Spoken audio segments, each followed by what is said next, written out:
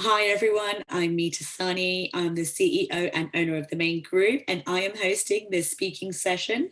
For the next 30 minutes, I'll be talking to you about the EA role and its evolution into strategic business partner. So I welcome you to this session. I hope that this time is going to be really useful for you. And to help make it really relevant, we've got a chat box here. So please do put your questions, give me your thoughts, and let's make this session really useful for you because the EA role is evolving. And I'm here to walk you through some of the reasons why, and also some of the skills that you could really think about working on to improve your engagement and to future-proof your role. So without further ado, I'm just going to get some slides up, which we can use as a point of reference.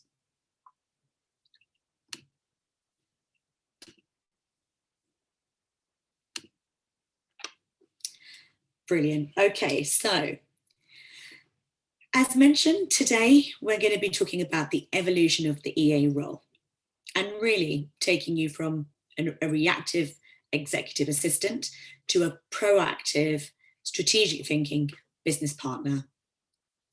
Now, I personally have been in the business for over 20 years and the Maine Group, and I'm hoping that many of you have come across us because I think over the last 30 years, we're one of the longest standing boutique recruiters in London. We are now the Maine Group and we are Talent 360 consultants. We partner with our clients to bring fantastic business support candidates into their world, and we work with executive assistants like yourself and other roles in the engine room of an organization to really create a driving force that helps move businesses forward. And along the way, the win-win of this is that you have a fantastic career that you're proud of. So what qualifies me? Well, we've worked with over 500 different clients over the past 5 years, many more in the 20 years, and everyone from small SMEs to big FTSE 100s. The majority of our work is in London, and I think London is a reflection of what's going on in the world. And in terms of career and in terms of strategic thinking, we are business leaders.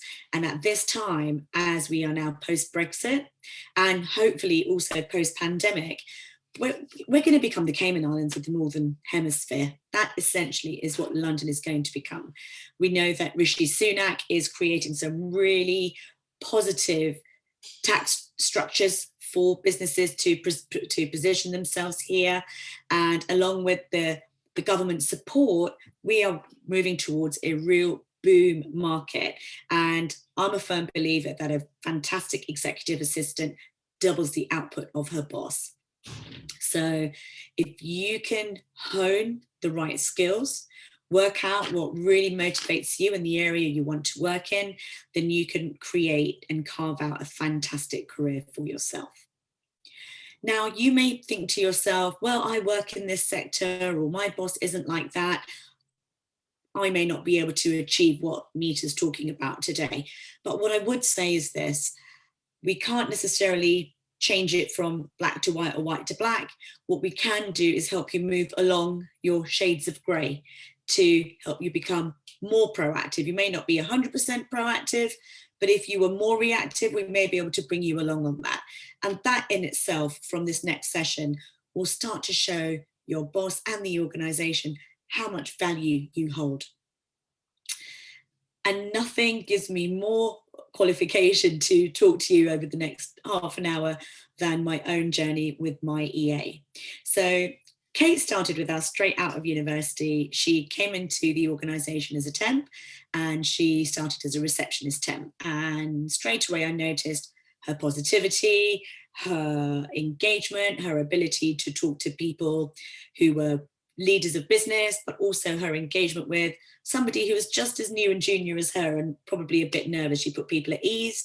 She understood the value of what she did, whether she was a receptionist, and over the years built her way up to becoming our head of operations. And so much so that I now say Kate's the boss and I do what I'm told.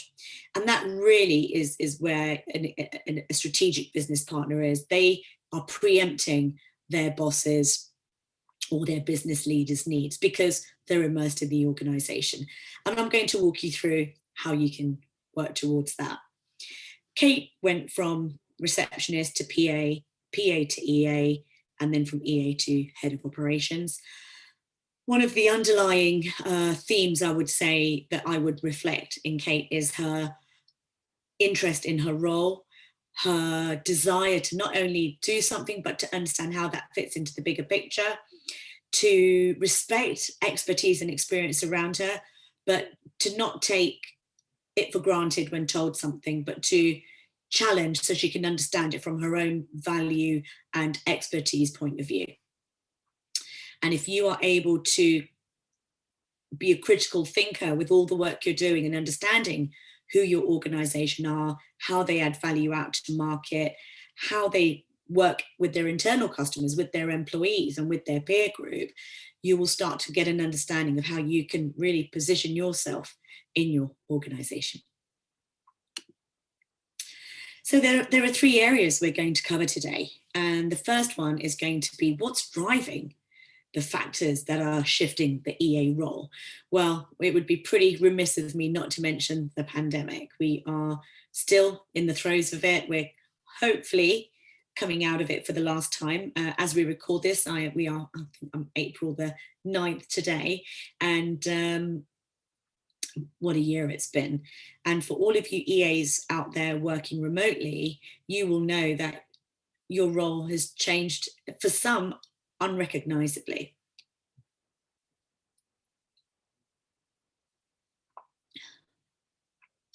If we think about the EA role for many organizations, travel was a huge element of their role. Diary management was a huge element of their role.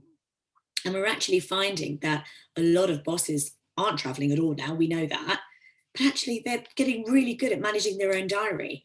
Now, you're going to have bosses that are great at it, you're going to have bosses that are okay at it, and you're going to get bosses that tangle themselves up in knots because they've double booked and all of a sudden they're not where they're supposed to be. So make no assumptions that one size fits all, but do be aware that the pandemic has created a massive shift in your role. And coming out of this, things will never be the same. We know we can never go back, but nothing is more relevant in that than thinking about your job when you start going back to the office. Number one, you may not be sitting near your boss every day. The chances are you'll have a hybrid role where you and your boss are in different locations. Number two, time and technology.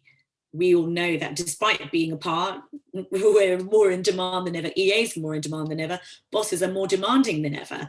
And the sort of respect of the mornings and the evenings before and after work, it's all starting to go a bit grey. So really think about the opportunities and challenges around time and technology. And the third area that we're going to cover today is about upskilling and being strategic in your thinking, how to be ahead of your boss and how that's going to bring maximum value to him and really raise your skill set and knowledge base in the organization.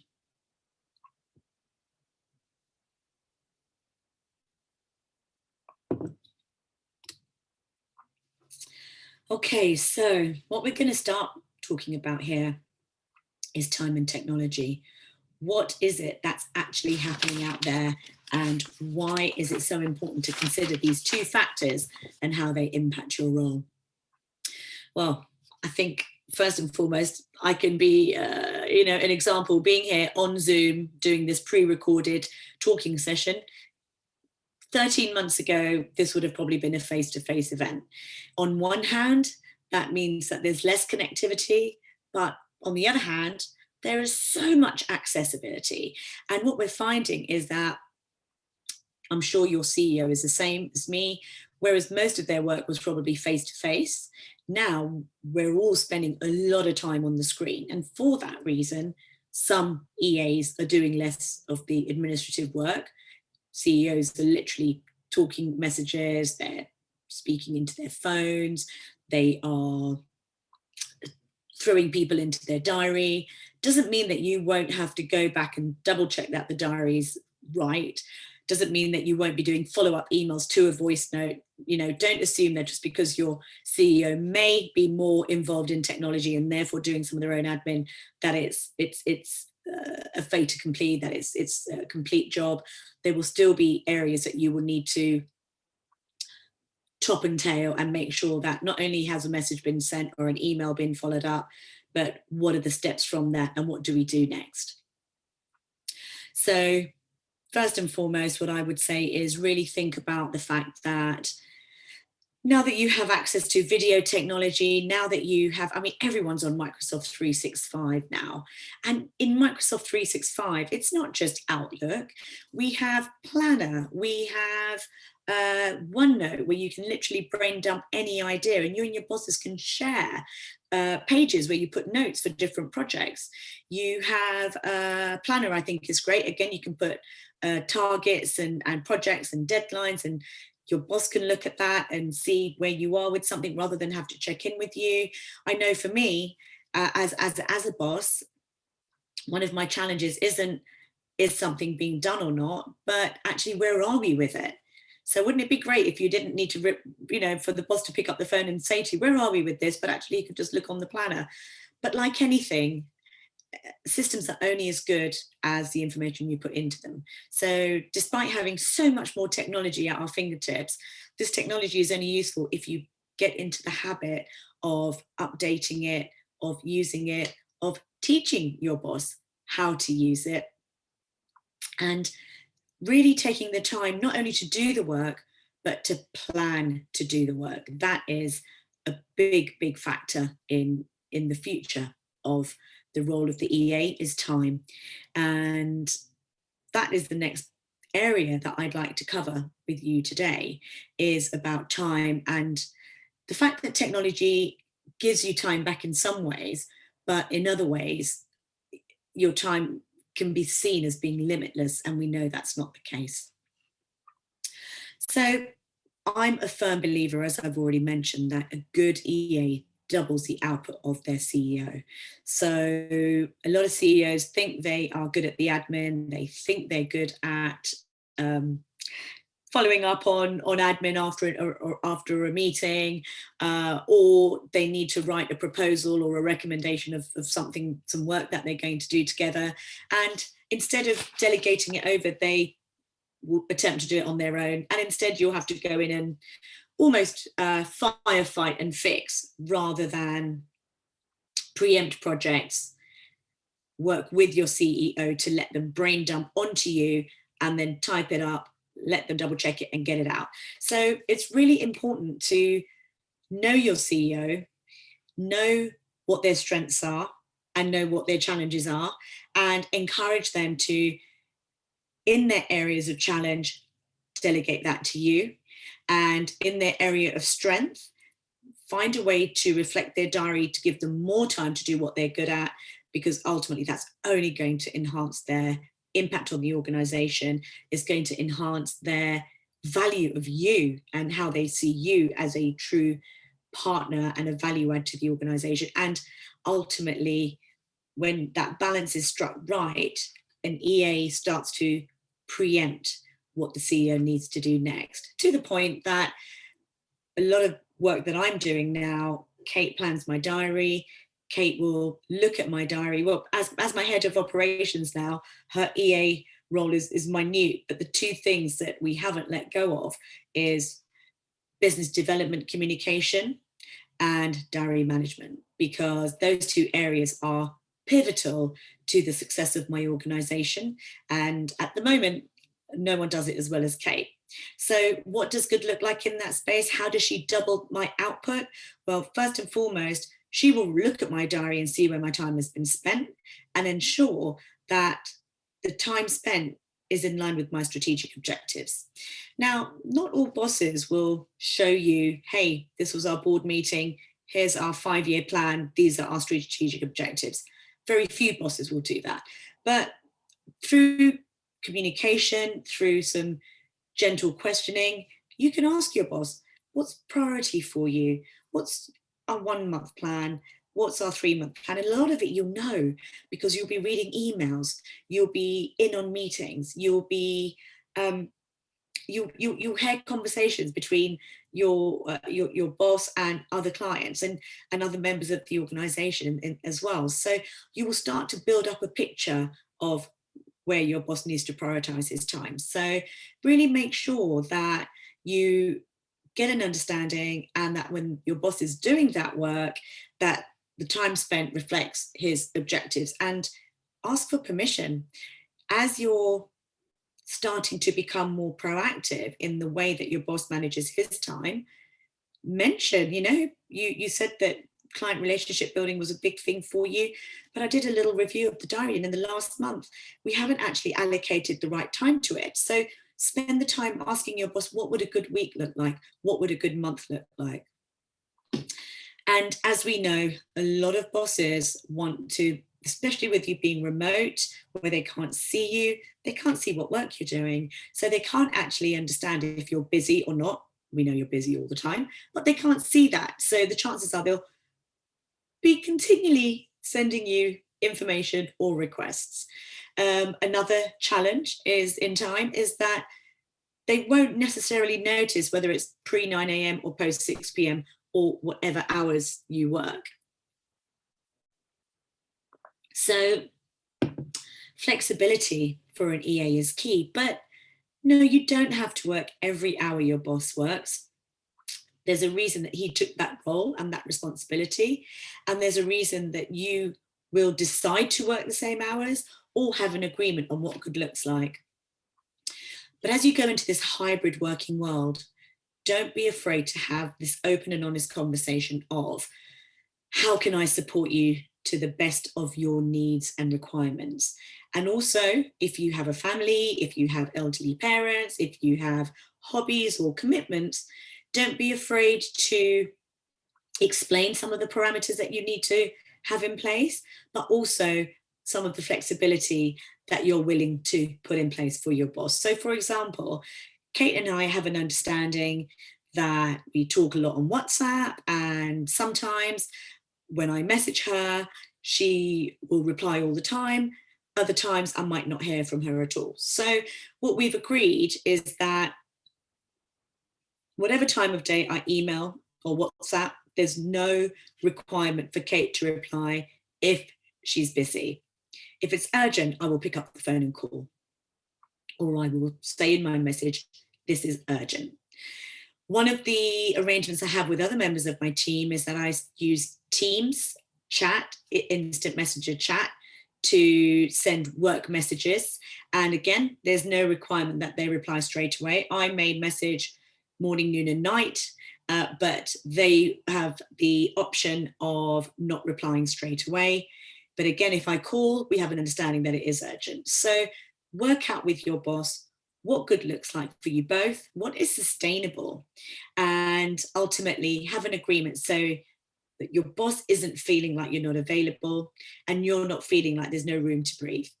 And ultimately utilize technology in a way that it will facilitate a smooth partnership approach to your role and your boss's role. Think about whether you can communicate more effectively on video or by phone. Just because we have Zoom doesn't mean we need to use it all the time. There are still the right modes of communication for the right level of work. And what I would also say is, make sure you have a weekly meeting with your boss. Make sure you check their diary. Make sure you check their communications, and always bring solutions. Try not to bring problems. Preempt diary challenges, preempt communication challenges, and pretty soon you will be not only a good reactive support to your boss, but you will start to be carving out a niche of your own strategic thinking business partner approach. So how does the transition actually happen? Well, we know that, as we've been talking about today, first and foremost, as you agree on what good looks like with your boss, you will have started to use technology in a proactive way. You will understand every element of tools available to you to help you be organized, to help you plan and preempt problems, to help you manage diaries, to help you communicate well with your boss and other stakeholders who are important to him and who are important to the business. And ultimately, you will also build in time into your working day to ensure that you have time to reflect and time to plan. Because for you as an EA, the buck stops with you. Your boss can continually be throwing, we need to do this, we need to do that, we need to do that at you. But at what point do you sit back, look at the list and allocate things to specific projects? What's most important? How does this link with our strategy? And where is my boss losing time? And is he working in his true areas of expertise? Or is he falling into maybe some old habits where he's trying to make phone calls without you setting a call up for him in advance with an important strategic alliance? And if I were to reflect on conversations I have with CEOs about what's important to them from their assistant, there's three things that are without doubt the most value add. Number one is helping your boss be better at business development and helping your boss be better at keeping in touch with his clients. Networking, really important to help your boss be visible, to raise his brand or her brand, to help your boss make the time for their own strategic thinking so that they've got the time to think about what's priority for themselves, because they can't guide you and they can't tell you what's important to them if they haven't taken the time out to decompress in between meetings or in between projects. And finally, really think about who are the best people for your boss to talk to on a given day. Don't be afraid to say, oh, you haven't called that person. That is really important. You remember you said you wanted to do this and that. So use OneNote to have projects where you both put notes. Use Planner to put projects that your boss has created deadlines, put what you're going to do, put what your boss is going to do. Own that. Take it along to your catch-ups. Have weekly meetings so that you are always looking ahead. Go through the weekly diary with your boss, work out what they need for each meeting so they can be really focused in the zone. You can preempt the meeting, you can do the follow-up work for the meeting, you can diarize what's coming after that. And before you know it, your boss is creating more and more success and wins from your partnership. And ultimately, the more you preempt upcoming challenges, the more your boss is going to realize how invaluable you are. And that is really when you start to be a true strategic partner. Again, thinking about what their strengths are and removing time drains. So some of the time drains we talk about are travel. So when would, as we come out of this pandemic, when would be the best time for your boss to be face-to-face? And when would the best time be for your boss to have a Zoom? When does your boss need to fly out of country? And when would actually an email suffice? You know, think about communication. Do you understand your boss's inbox? That is a big time drain. Can you be the first line of defense for the inbox? Can you reply to some of the emails? Can your boss teach you their style so that you can do a lot of emails from them, even to the point that you start to draft responses and then walk through those responses and say, this is my recommendation, anything you'd like to add? 99.9% of the time, you're going to start getting it right. And your boss will be internally indebted to how much time you're giving them back. As you give them that time back, think about who they're going to be calling. Think about who they're going to be networking it with. Think about which strategic alliances you can set up meetings for, rather than your boss calling and then having to follow up with that call time and time again. You know, things like that would be time drains. And personal brand is everything. If we're continually selling, well, your boss's shop window is going to be LinkedIn, Instagram. We all know that there are ex-presidents of the United States that had assistants doing their tweeting and doing their Instagram. So don't be afraid to offer your boss support in their marketing. Really try to understand what their challenges are and bring solutions, bring recommendations, and challenge the status quo. Don't always assume, just because my boss hasn't ever done that, I'm not going to suggest that we do it. You are someone that has a completely different perspective on the business world and the world out there. help your boss by pulling together your different perspectives and bringing out what's best. This will help you not only be ahead, but it will help you be creative in your thinking and bringing solutions. When you see a problem arising, not only identify that there's a clash here, but think about how you'd recommend your boss restructuring their diary based on what you know. It's not always going to be right, but if you can bring a solution along, then your boss will see that you're thinking in the right way. And if you're not thinking in the right way, ask what else you could be doing to help bring solutions even before they arise.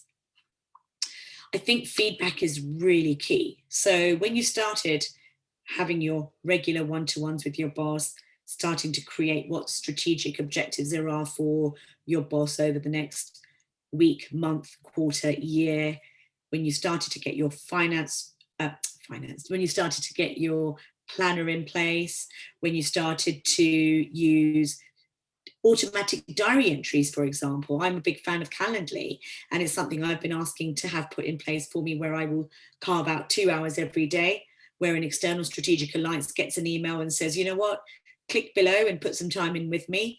Imagine if you did that for your boss, where again, that would stop you from having to make the calls, but it would again increase their ability to network, to business develop, and really keep the regularity and consistency of these meetings in place. Ultimately, if you get all of these things right, you will start to become a trusted sounding board and advisor for your boss. Sometimes you'll be sitting in on board meetings and you'll be hearing things, and you've absolutely got to be subtle, but it doesn't hurt to think, oh yeah, I remember what they're talking about there because my boss and I were doing that then. Or you'll be thinking about, well, if my CEO needs to be here, I can actually do this, this, and that. And also remember, you will be dealing with extremely, I've forgotten the word. What is the word I'm thinking of here? Extremely sensitive information. So make sure that your boss understands that you know you're dealing with sensitive information, that you can be trusted, build that trust and confidence in the relationship, ask for feedback, and ultimately you will just go back to hone more and more your understanding of your boss and their understanding of you, what their strengths are, what your strengths are, and ultimately your boss knows that you're there to help them and their organization be the best that they can be. And that is just so empowering that they just wouldn't be able to do without you. And before you know it, you'll be leading conversations with HR, you'll be leading certain projects with marketing, you'll be maybe even managing some of the more junior positions that your boss has a dotted line to. And don't be afraid to ask for training. Usually everyone in an organization has some money towards training, or pay for your own. Training is so accessible now. And on the next slide, I'm going to talk to you a little bit about what the Maine group do in terms of training. But ultimately, if you can get to the point where you know what that landscape is and you know your role in facilitating success and achieving the strategic objectives within that landscape, you will become indispensable. And if you free up your boss's time and really help them work in the space they're most effective in, again, you will just help their organization, their department, their role, their success go from strength to strength.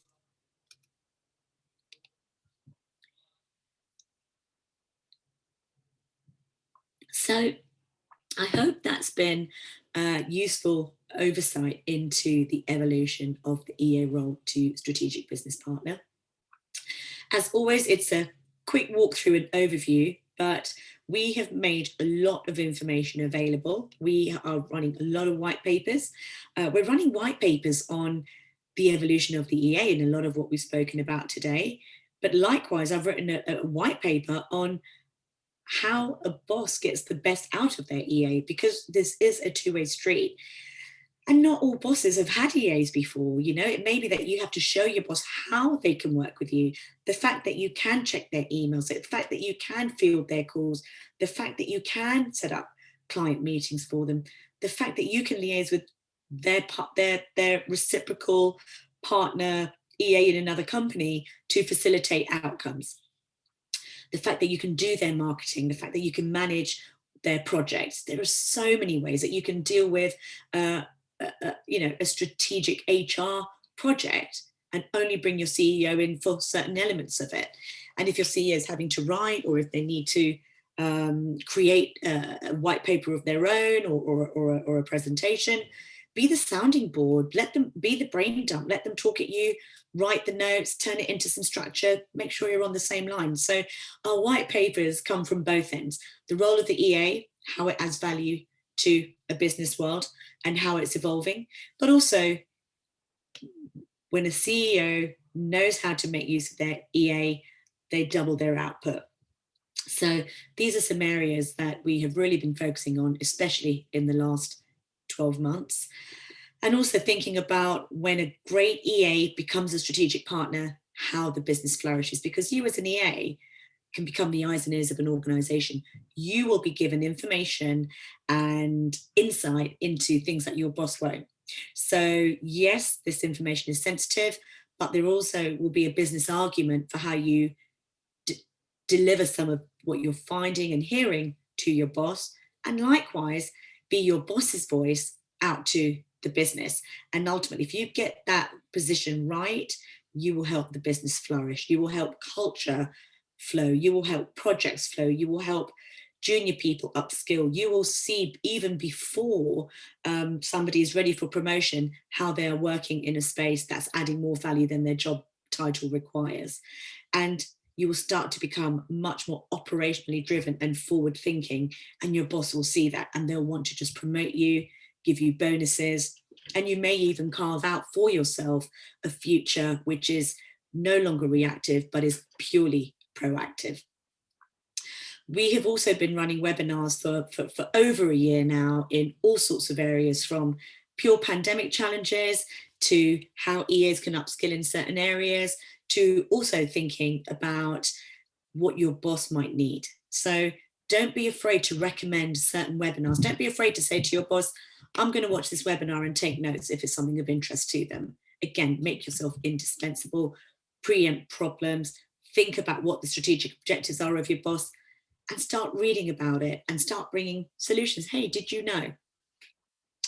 And as an organization, our partnering with our clients and our candidates is about the full 360 journey, not just helping somebody find a job, not just helping an organization find good people, but actually helping not only the attraction of somebody into an organization, but then the retention and development.